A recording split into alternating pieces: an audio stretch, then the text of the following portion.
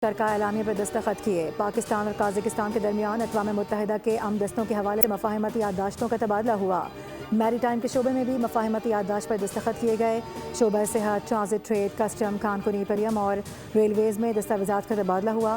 وزیر اعظم شہباز شریف نے تقریب سے خطاب میں کہا کہ صدر قاسم جمعرات کے ساتھ تعمیری اور مثبت گو ہوئی ہے۔ مفاہمتی یادداشتوں اور معاہدوں کو عملی شکل دینے کے لیے بھی پرعزم ہے۔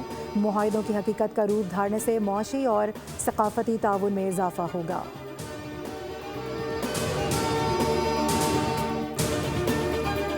قازقستان کے صدر قاسم جمعرات توقیف کے اعزاز میں پروقار استقبال یا تقریب۔ دونوں ممالک کے قومی ترانے بجائے گئے۔ وزیر اعظم ہاؤس پہنچنے پر شہباز شریف نے مہمان صدر کا پراتفاق استقبال کیا۔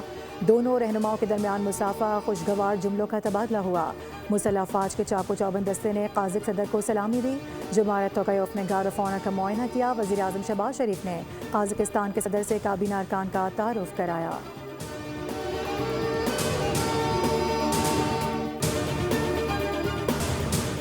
اور امریکہ اور ایران مذاکرات جمعے کو عمان میں متوقع۔ امریکی صدر کامیاب مذاکرات کے لیے پرامید، کہا کہ ایران مڈ نائٹ ہیمر جیسا آپریشن دوبارہ نہیں چاہے گا۔ ایران کسی پیش رفت کا خواہش مند نظر آتا ہے، تاہم یہ دیکھنا ہوگا کہ آیا واقعی کوئی نتیجہ سامنے آتا بھی ہے یا نہیں۔ ماضی میں بھی ایران کو بات چیت کا موقع دیا گیا لیکن وہ نتیجہ خیز ثابت نہیں ہوا، جس کے بعد ہم نے ایران کے خلاف آپریشن مڈ نائٹ ہیمر کیا۔